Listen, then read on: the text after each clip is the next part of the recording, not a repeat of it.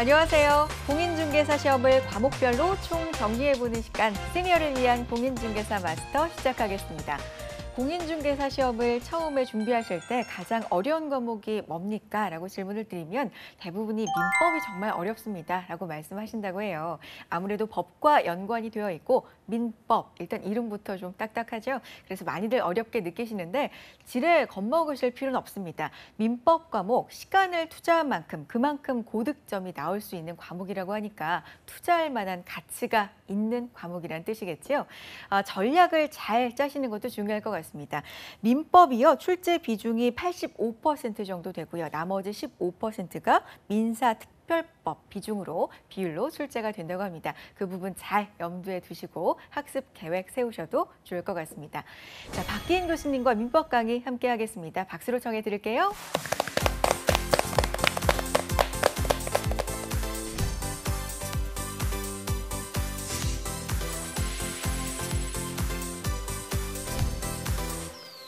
이번 시간에 우리가 이제 매매에 대해 살펴보도록 하겠습니다. 매매는요, 보통 두 문제가 나오죠. 보통 나올 때는 계약금하고요, 담보점에서 각각 한 문제가 나오고요. 그다음에 이제 환매하고 그다음에 교환이라고 있는데 그래서 뭐 테마가 너무 적어가지고요, 두 개를 묶어서 한 문제 정도 나오고요. 그다음에 이제 임대차에서 두 문제가 나오죠. 자, 지금부터 보면 매매는 일방예약이죠. 우리가 보면 음식점에 가기 위해서 예약을 하죠. 그것을 예약이라고 하죠. 그 예약은 일방예약으로 추정하죠. 그래서 이 일방예약으로부터 뭐가 나오냐? 예약 완결권이라고 하는 형성권이 나오는 것이에요. 이 예약 완결권은 재산권의 일종으로서 상속할 수도 있고 양도할 수도 있고 채권자 대권의 객체가 되기도 하죠. 그래서 예약 완결권을 행사하죠. 그럼 본계약이 성립되는 것이에요.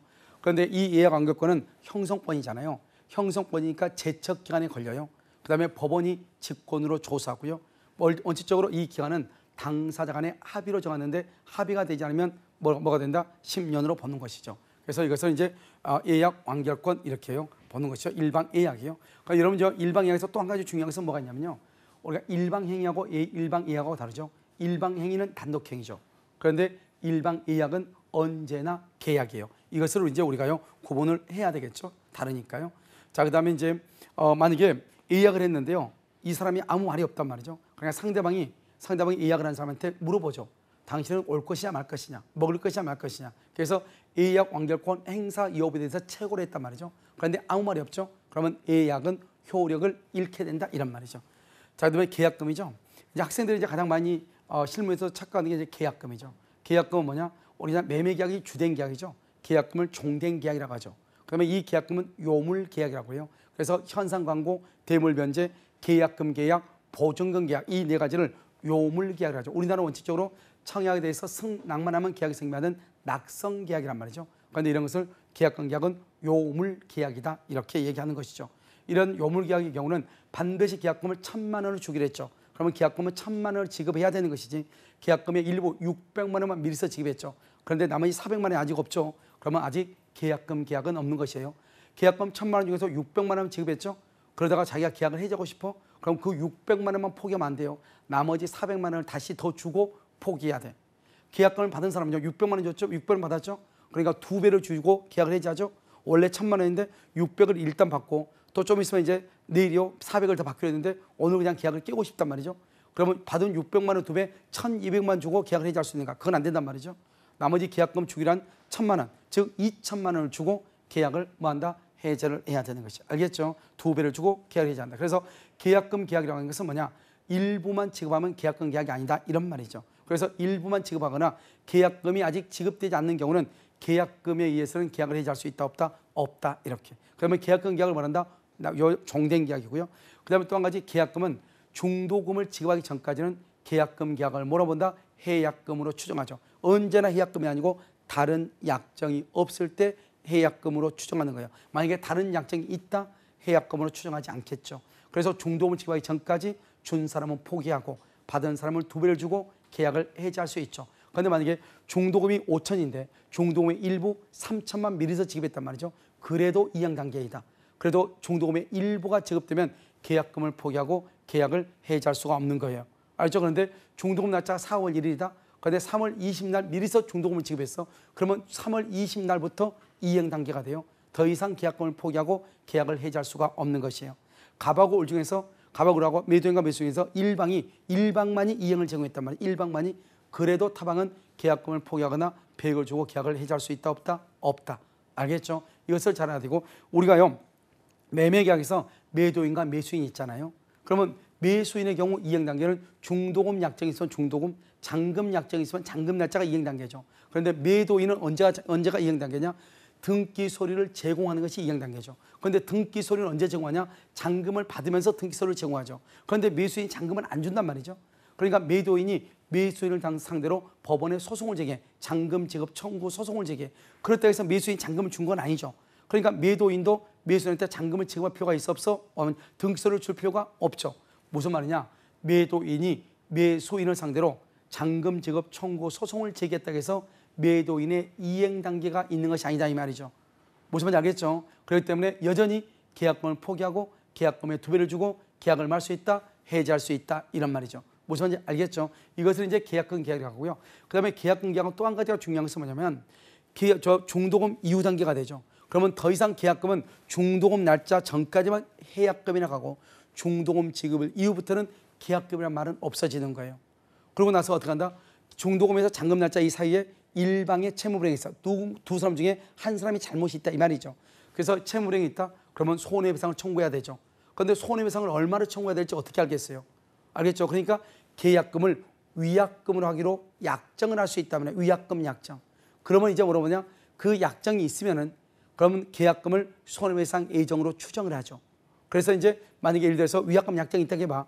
그런데 갑의 잘못으로 을이 손해가 100만 원이 나왔단 말이죠. 그래도 계약금 1000만 원을 내가 다 갖는 거예요. 만약에 갑의 잘못으로 내가 손해가 1200이 나온 거예요. 그래도 나는 1000만 원만 먹고 200원 손해보는 거예요. 그것을 뭐란다? 위약금 특약이라고 하고 그 위약금 특약 중에서 손해배상 예정으로 추정하는 것이에요. 그런데 여러분요. 아파트라든가 상가 건물을 여러분요. 뭐를 한다? 분양을 받죠. 그러면 계약서 뒷면을 보면 위약벌 약정이라고 되어 있을 거예요. 그 위약벌 약정이라고 하는 것은 뭐냐? 만약에 일방이요. 일방이 채무 불이행이 있으면 만약에 내가 계약을 그냥 그만두고 싶다 이 말이죠. 그러면 일단 계약금 떼이고 플러스 알파로 거기 보면 잔금의 2%라든가 이렇게 손해배상으로 하는 규정이 있단 말이죠. 그러면 계약금 1000만 원 떼이고 더불어서 플러스 알파로 잔금의 2% 300, 500만 원을 더 주고 계약을 해지해야지 그냥 계약을 해지할 수 없단 말이죠. 그것을 위약벌 약정이라고 하는 거예요. 그럼 위약벌의 경우는 아무리 과다하다 할지라도 감액을 청구할 수 없는데 손해배상 예정으로 추정하는 것은 과다한 경우는 감액할 수가 있는 것이에요. 알겠죠? 그래서 여러분 이렇게 보면 돼. 만약에 위약금 약정이 없다, 위약금 특약이 없다. 그러면 만약에 일방의 채무불이행이 있으면 실제 손해만 청구하는 거예요.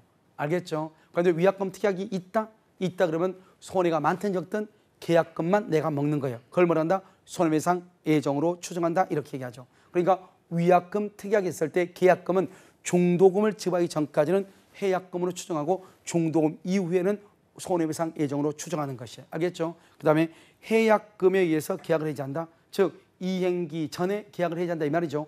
그래서 해약금에 의해서 계약을 해지할 때는 어떻게 되냐?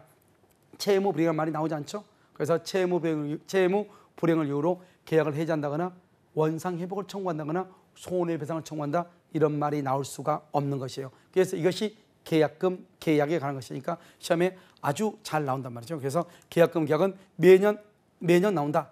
이렇게 보시면 돼요. 알겠죠? 그렇게 보시면 되고 그 다음에 또 한 가지 이제 계약금에 의해서 계약을 해지할 때도 형성권이고 일방적 의사표시예요. 그러니까 만약에 예를 들어서 갑이 을한테 계약금 1000만 원 받았어. 1000만 원 받았는데 그러면 2배를 주고 계약을 해지를 해야 되잖아요. 그런데 2배를 주지 않고 일단 1500밖에 없으니까 1500을 주고 계약을 해지했어. 해제 효과가 있는가? 없다 이 말이죠. 반드시 2배를 주고 계약을 해지해야 돼. 첫 번째는. 그 다음에 두 번째는 우리가 이제 계약금에서 계약을 해지할 때는 일방적 의사표시니까 상대방의 동의를 받지 않는단 말이죠. 그래서 내가 계약금을 1000만 원 받았단 말이죠. 그러면 2배인 2000만 원을 주고 계약을 해지하는 거잖아요. 그런데 문제는 내가 2000만 원을 상대방한테 줬더니 상대방은 이 계약을 깨기 싫어. 상대방이 그래서 그 계약금 받기 싫다는 거예요. 받기 싫다고 해가지고 그것을 공탁을 시킬 필요도 없는 것이에요. 왜?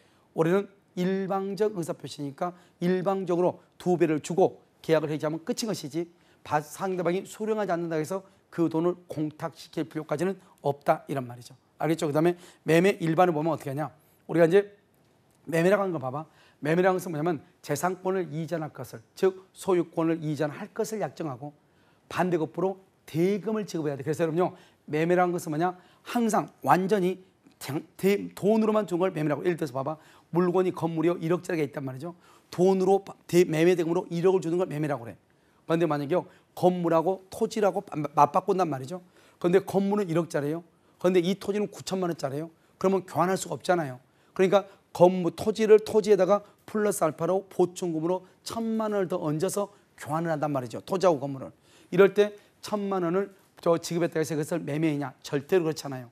매매라는 것은 완전히 100% 돈으로만 주는 걸 매매라고 그래. 그런데 지금 방금은요, 건물하고 토지를 맞바꾸죠. 그런데 토지 가격이 더 싸니까 부족한 것만큼 채워주죠. 그걸 보충금이라고 그래. 그 보충금 1,000만 원을 준 거죠. 이것은 토지하고 건물을 교환한다고 그래. 그걸 교환이라고 그래. 그럼 교환은 뭐냐?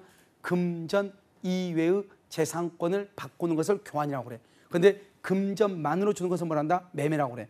금전 이외의 재산권이다. 그걸 우리는 뭐라고 얘기해요? 그것을 우리는 교환이다. 이렇게 얘기한다. 이런 말이죠. 자, 그다음에 유상계약의 준용이라는 건 뭐냐? 우리가 매매계약하고 유상계약은 뭐가 있냐면 매매, 그다음에 교환, 그다음에 환매, 임대차, 도급 이런 것들이 유상이란 말이죠. 그 유상계약이라는 것을 그 계약마다 다 똑같은 내용을 적을 수는 없잖아요. 그러니까 먼저 어떻게 한다? 매매계약에다 먼저 적어. 뭐를 먼저 적느냐? 해제권, 그다음에 담보책임, 그다음에 매매대금, 그다음에 뭐 계약금, 그다음에 이런 것들을 유상계약에다 적고 나서 다른 유상계약에다 준용하는 거예요. 따라서요, 우리가 보면 나중에 교환해서 보충금이라는 게 나온단 말이죠. 보충금은 매매 대금에 관한 규정을 준용한다 이렇게 얘기하는 것이에요. 무슨 말인지 알겠죠? 이것을 이제 얘기하는 것이고요. 그다음에 매도인의 재산권 이전 이렇게 되어 있죠. 그래서 재산권을 이전하는 것은 동시에 이전하는 거죠. 그래서 동시 이행관계다 이렇게 해요. 그다음 과실은요, 우리가 이제 건물이 있으면 건물에 대한 매매 계약이면 이 건물에 대한 월세를 누가 받아먹냐 이 말이죠. 월세를. 알죠? 매도인이 받아먹냐 매수인이 받아먹냐 이 말이에요. 알죠? 누가 받아먹는가? 그러면 어떻게 하냐? 인도를 했냐? 매도인이 매수인한테 인도를 했냐? 그러면 인도하면 인도한 날부터 매수인이 과실을 수취해. 그다음에 인도하기 전까지는 매도인이 월세를 받아먹는다 이 말이죠. 그런데 매수인이요, 물건 인도는 5월 1일인데 매수인이 매도인한테 3월 1일 날 잔금을 미리서 지급했단 말이죠. 그러면은 3월 1일 잔금 지급할 때까지만 월세 과실을 매도인이 받아먹고, 그다음에 3월 1일 잔금 받고 난 후에 월세 그 과실은 매수인한테 이전을 해야 되는 것이에요. 무슨 말이겠죠? 그런데요, 매수인이 잔금을 늦게 줄 수가 있죠. 인도를 5월 1일 날 받았는데 잔금은 7월 1일 날 잔금을 준 경우가 있죠. 그럼 어떻게 한다? 일단 매수인은 물건을 인도 받았으니까 인도 받은 날부터 과실을 수취해 월세를 받아먹어. 그러고 난 다음에 2달 뒤에 잔금을 주잖아요. 그러면 잔금이 만약에 남은 게 1억이라고 해봐. 그 1억에다가 1억에 대한 이자까지도 2개월에 이자까지도 해가지고 줘야 돼. 그래서 뭐라 하냐? 매수인은 물건을 인도받은 날부터 이자를 가산해서 지급해야 된다. 이렇게 말을 하는 것이에요. 무슨 말인지 아시겠죠? 자, 그다음에요, 여기 보면 동시행이고요. 그다음에 대금 지급 장소가 또 시험에 가끔 나와. 우리 여러분요, 편의점 가서 물건을 사죠. 그럼 편의점 가서 물건 사면 어떻게 돼요? 물건을 받으면서 돈을 지급하죠. 그것을 뭐냐? 인도와 동시에 대금을 지급한다 이 말이죠. 그런데 그 대금은 어디서 지급하냐? 그 물건이 있었던 창고에서 지급하는 것이 아니고 인도 장소, 내가 물건을 받으면서 돈을 지급하는 거예요. 그래서 인도 장소에서 지급하는 거지 물건이 있었던 장소에서 지급하는 것은 아니다 이 말이죠. 그럼 담보책임이 있죠. 그럼 담보책임의 내용이 너무 많은데 담보책임은 이 박스 하나만 딱 보면 끝이에요. 알겠죠? 그래서 지금부터 담보책임은 이 박스 하나를 가지고 다 설명을 해. 하나가 다 되니까.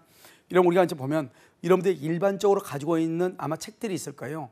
그것은 모든 것이 다 똑같아. 우리나라는 표가. 그런데 이 하나만 표가 유일하게 달라. 그런데 다른 책들은 어떻게 되냐? 여기 보면 대금감의 계약예제 소름이상 이것이 여기 가로 부분에 돼 있죠. 그다음에 전부 타는 권리, 일부 타는 권리 이것이 세로 부분에 이렇게 돼 있을 거예요. 모든 책들이. 알겠죠? 그런데 이것만 여기에 돼 있는데 왜 그러냐? 이것은 암기하기 쉽게 만들어 놓은 것이란 말이죠. 우리가 여러분요, 전부 타인의 권리가 있고 일부 타인의 권리, 수량 부족, 용의권 등 저당권 행사 이렇게 돼 있죠. 그럼 봐봐, 하나하나를 지금부터 보는데 전부 타인의 권리죠. 우리는 569조에서 타인의 물건에 대해서도 매매계약을 체결할 수가 있잖아요. 타인의 물건에 대해서. 그런데 그러면 우리가 이제 570조로 뭐냐면 전부 타인의 권리에 대해서 매매계약 체결하죠. 그러면 대금 감액 청구는 없어요. 그런데요, 선악불문하고 뭐라 했다? 계약 해제는 할 수 있죠. 선악불문하고 선인 경우 손해배상을 청구하죠. 매수인은요. 우리가 담보책임이란 건 뭐예요? 매수인이 매도인에게 청구한 게 담보책임이잖아요. 매도인이 매수인에게 한 것을 담보책임이라고 하지 않아요. 즉 갑의 물건을 을이 샀는데 1억을 주고 샀는데 사가지고 와서 보니까 지붕이 뻥 뚫려 있는 거예요. 그러면 이미 매수인이 만약에 처음부터 이 건물이 지붕이 뻥 뚫리는 거 알았다. 그러면 이걸 수선해야 될 거 아니에요. 그러면 만약에 이거 1억짜리면 수선 비용 1,000만 원 빼고 9천만 원에 샀을 거 아니에요. 그런데 그걸 모르고 지금 갑이 그걸 숨기고 을한테 팔아가지고 을이 지금 매수인 손해가 생겼죠. 그러면 매수인이 매도인한테 그것을 청구를 해야 되겠죠. 수리비용을 나한테 달라. 손해배상을 나한테 달라. 나는 이 건물이 지붕이 뻥 뚫려 있어서 도대체 잠을 잘 수 없어서 나는 당신하고 계약을 해야겠다. 뭐 이런 것들을 청구해야 되잖아요. 이것을 담보 책임이라고 하는 거죠. 따라서 담보 책임은 매수인이 매도인에게 청구하는 게 담보 책임이죠. 매도인이 매수인에게 하는 것을 담보 책임이라고 하지 않는단 말이죠. 그래서 우리가 뭐라 한다? 매도인의 담보 책임이다. 이렇게 말을 하는 거죠. 따라서 예를 들어서 우리나라는 타인의 물건에 대해서도 계약 체결할 수 있다 이렇게 되어 있기 때문에요. 갑이라고 하는 사람이 A라고 하는 사람의 아파트를 갑이 을한테 매매 계약을 체결할 수도 있단 말이죠. 그러면 그 계약은 유효가 되는 것이에요. 참 웃기죠. 유효인데 그럼 매도인은 어떻게 하면 돼요? A라는 사람의 아파트를 사가지고 을한테 등기해주면 아무 문제 없잖아요. 그런데 만약에 A가 아파트를 파는 것을 거절하죠? 그러면 갑은요 을한테 등기를 하지 못하겠죠. 그랬을 때 매도인 갑은 매수인 을한테 책임을 지는 거예요. 그것을 뭐라 한다? 전부 타인의 권리에 대한 매도인의 담보 책임이다 이렇게 얘기하죠. 이때 전부 타인의 권리일 때는 어떻게 한다? 매수인은 대금 감액을 청구할 수는 없지만 선의 악의를 불문하고 그 계약을 해지할 수 있고 손해가 있으면 선인 경우, 선이란 말은 전부가 타인의 것이라는 것을 몰랐다 이 말이죠. 선인 경우는 손해배상을 청구하는데 이때의 손해배상은 무슨 배상이냐? 그것은 이행, 이익 배상이다 이 말이죠. 재책기한은 없는 거죠. 그 다음에 일부 타인의 권리는요. 100평에 대해서 계약을 했는데요. 그 100평 안에 30평이 병의 것이 들어가 있는 거예요. 그래서 일부가 타인의 것이다 이 말이죠. 그러니까 100평은 100평인데 100평 안에 30평이 병의 것이 들어있어. 일부가 타인이죠. 그럴 때는 어떻게 한다? 이때 매수인은 선의 악의를 불문하고 30평에 해당하는 대금의 감액을 말할 수 있다. 청구할 수 있죠. 선악 불문하고. 그 다음에 선인 경우에 한해서 뭐 할 수 있다? 선인 경우에 한해서 뭘 할 수 있어요? 그거는 계약을 해지하고 선인 경우에 한해서 손해배상을 청구하죠. 이때의 손해배상은 무슨 손해배상이다? 이행, 이익 배상이다 이런 말이죠. 그래서 전부 타인의 권리와 일부 타인의 권리에서 손해배상은 이행, 이익 배상이다. 너무너무 중요해. 알겠죠? 그 다음에 수량 부족이라고 하는 것은 뭐냐? 여러분 수량 부족이라는 것은 이런 거죠. 평당 100만 원에 100평을요 1억 원에 샀다 이 말이죠. 이것은 항상 이런 말이 있어야 돼. 평당 100만 원. 이런 아파트 분양 봐봐. 아파트는 어때요? 평당 5천 이렇게 돼 있죠. 그러니까 아파트 분양을 뭐라 한다? 수량을 지정한 매매라고 하는 거예요. 이렇게 수량을 지정해서 매매를 했는데 평수가 10평이 부족하다 이 말이죠. 그러면 10평 부족한 것만큼 돈을 깎아달라고 해야 되겠죠. 그래서 수량 부족일 때는 위에는 선이에요. 선인 경우만 대금 감액, 선인 경우만 계약 해제, 선인 경우만 손해배상을 청구할 수가 있다 이런 말이죠. 그 다음에 용익권능의 제한이라는 건 뭐냐? 내가 그 집을 사가지고 이사를 갔는데요. 그 집에 가니까 문을 딱 여니까 아직 전세 기간이 1년이 남은 또는요 월세 기간이 1년이 남은 사람이 아직도 살고 있다 이 말이죠. 그러면 나는 그 집을 사용하고 수익하기 위해서 집을 샀는데 집을 사가지고 들어갔더니 집을 사용할 수가 없더라 이 말이죠. 그러니까 내가 등기는 내 앞으로 가져왔으나 내가 사용할 수 없는 거죠. 그것을 뭐란다? 용익권능이 제한을 받는다 이렇게 얘기해. 이러한 용익권능의 제한은 대금 감액 청구권이 있다 없다? 없고 선인 경우에 계약 해제, 선인 경우에 손해배상을 청구한다 이런 말이죠. 그 다음에 저당권 행사죠. 저당권 행사라고 하는 것은 뭐냐면 우리가 여러분요 건물을 살 때 전세권이나 저당권이 있는 집을 사고 팔고 할 수 있어 없어? 사고 팔고 할 수 있잖아요. 그러니까 전세권이나 저당권이 있는 집을 사고 팔고 할 수가 있죠. 알겠죠? 그런데요 그 전세권이나 저당권이 있는 집을 샀다고 해서 문제가 되는 게 아니잖아요. 그런데 내가 그 집에 살고 있는데 내가 돈을 다 주고 집을 샀단 말이죠. 그런데 그 사람이 저당권을 말소하기로 했는데 저당권 등기가 말소가 안 돼서 경매가 돼버린 거예요. 그러면 내가요 소유권의 취득을 전혀 못한 경우도 있고 일단 소유권을 취득했는데 경매가 되니까 소유권이 상실한 경우도 있잖아요. 이런 경우에 어떻게 할 것인가 이 말이죠. 이런 경우는 매수인은요 선의 악의를 불문하고 계약 해제, 손해배상 청구할 수 있고 만약에 경매를 당하지 않기 위해서 내가 대신 돈을 막았단 말이죠. 그것을 뭐란다? 출제 비용이라고 하는데 그 비용을 내가 돌려달라. 출제 비용 상환 청구. 여기는 선의 악의를 불문한다 이런 말이죠. 알겠죠? 이것을 우리는 뭐란다? 담보 책임이다 이렇게 해야 돼. 그래서 여러분 여기 봐봐. 이 그림 보고 이 그림을 암기해야 돼. 뭐냐? 전부 타인의 권리는 대금 감액 청구권 없다. 선악 불문하고 계약 해지하고 선인 경우 손해배상 청구한다. 손해배상은 이행 이익 배상이다. 제척 기간은 없다. 일부 타인의 권리라는 것은 뭐냐? 100평 중 30평이 병소이다 이 말이죠. 일부 타인의 권리인 경우 선악불문하고 대금감해, 선인 경우 계약해제, 선인 경우 손해배상 청구하는데 이때 손해배상은 뭐다? 이행이익 배상이다. 만약에 여기서 이제 우리가 좀 더 밑을 보면 여기 제척기간이라고 맨 밑에 보이시죠? 이 제척기간은 우리가 선인 경우는 안 날로부터 1년이고 악인 경우는 계약을 체결 한 날로부터 1년이다 이 말이죠. 알겠죠? 제척이 아니고. 그 다음에 여기 574조 수량 부정은 뭐냐? 수량을 지정한 매매란 말이 꼭 나와.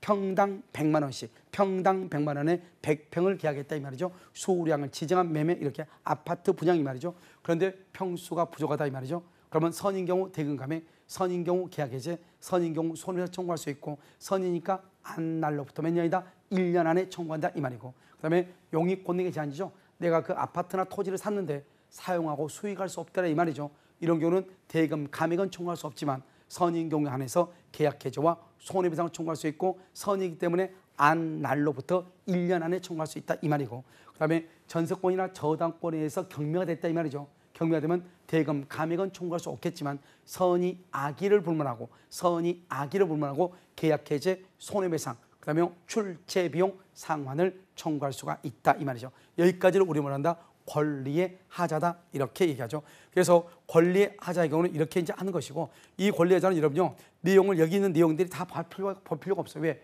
방금 있는 그 박스 하나 있죠. 박스 하나만 여러분들이 정확하게 알고 있으면 된다 이 말이죠. 그 다음에 이제 여기서 이제 뭐가 있냐? 물건에 가는 것이 있죠. 이렇게 물건이요. 여기 보면 물건의 하자라고 하는 것이 있단 말이죠. 물건은 뭐냐? 580조 특정물이 있고 581조 종류물이 있죠. 그런데 물건의 경우는 뭐냐? 선의 플러스 매수인은 선의 플러스 무과실이자 되고, 원래 권리하자에서는 570조에서 576조까지 해서는 1년이라고 돼 있죠. 그런데 여기 물건의 하자는 몇 개월이다? 제척기한이 6개월이 되는 것이에요. 그 다음에 우리가 종류물이 있죠. 특정물은 뭐냐? 아파트 101동 101호 이것을 특정물이라고 하고, 종류물 같은 것은 뭐냐? 여러분 우리가 학원 가면은 학원의 책상과 걸상이 모두 다 똑같이 생겼죠. 그걸 종류물이라고 하는 것이에요. 그 종류물에 하자가 있다 이 말이죠. 그러면 하자 없는 다른 것으로 갖다 달라면 되죠. 예를 들어서 내가 학원을 하기 위해서요, 책상과 걸상 세트를 10세트를 주문했단 말이죠. 그런데 10세트 중에서 한 세트가 하자가 있더라 이 말이죠. 그럼 어떻게 한다? 계약을 해지하는 것이 아니고 하자 없는 다른 책상과 걸상으로 갖다 주세요 이렇게 얘기하잖아요. 그러면 그 책상과 의자가 있죠. 그 책상과 의자를 다른 곳으로 갖다 달라 이 말이죠. 알겠죠? 그것을 우리는 뭐라 한다? 하자 없는 물건을 청구한다. 완전물 급부 청구다 이렇게. 그래서 여기서 중요한 키워드는 뭐냐?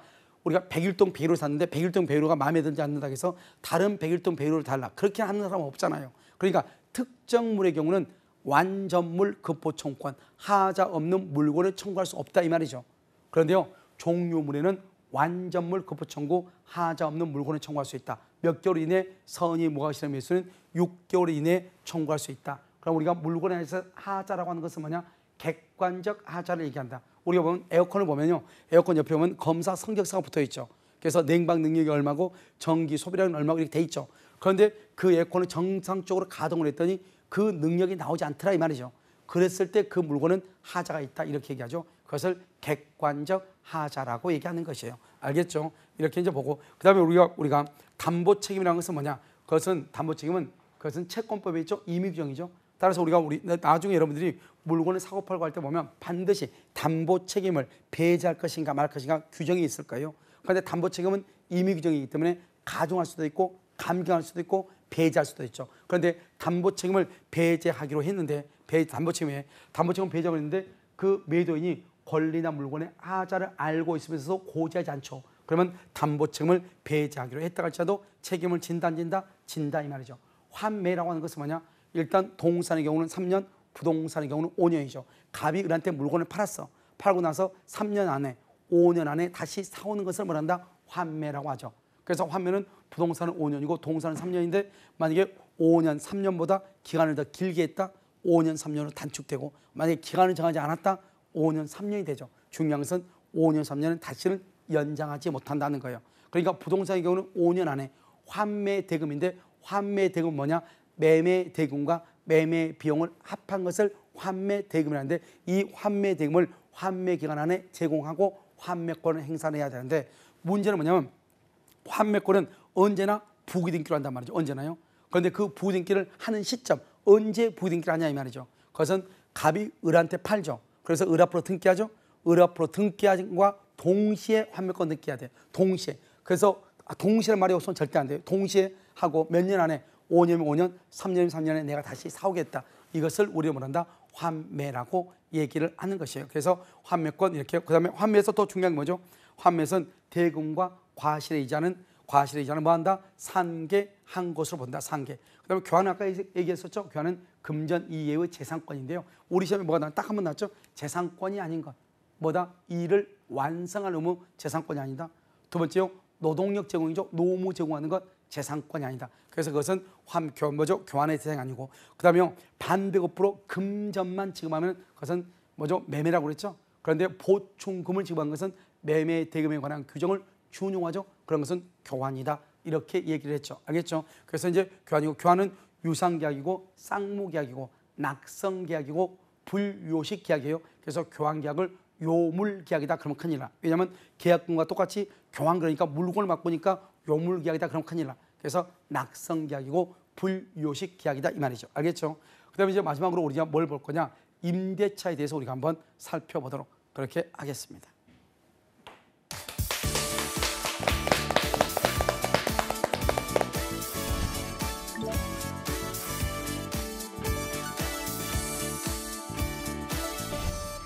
박기인 교수님과 민법 강의 함께 하셨습니다. 시험을 얼마 남기지 않고는요, 뭔가 부정적인 마음이 들게 됩니다. 이 부분도 부족한 것 같고, 이 부분도 부족한 것 같고, 뭔가 처음부터 다시 다 공부를 해야 될 것만 같은 부정적인 기분에 불안감에 휩싸이게 마련인데요. 그럴 때는 마음을 좀 편안하게 갖고 욕심을 버리는 것도 필요할 것 같습니다.